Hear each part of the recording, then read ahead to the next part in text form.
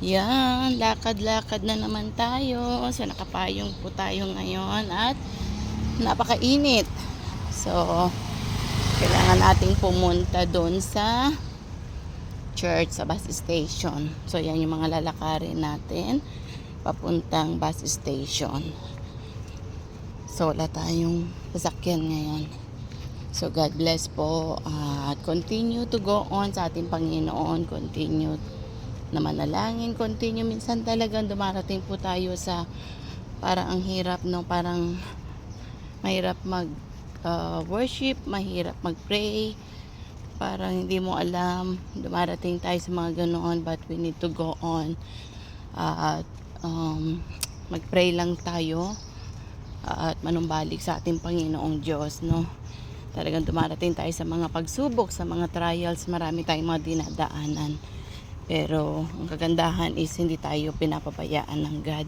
The same God pa rin po siya na hindi nagbabago. Pabago-bago man ang panahon, pabago-bago man ang takbo ng buhay, pabago-bago ang ugali ng tao, pabago-bago tayo, marami, pero nandyan talaga ang ating Panginoon na hindi nagbabago. At lagi siyang nandyan, no? Na nakaantabay sa ating lahat. So, napakabuti po niya. At sa tapat po siya.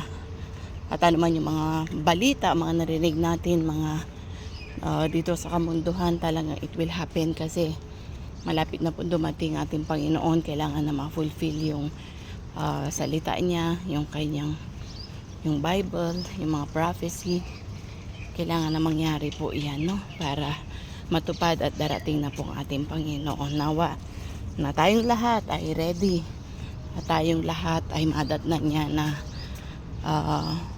holy, righteous, at gumagalaw sa kanyang mga ubasan.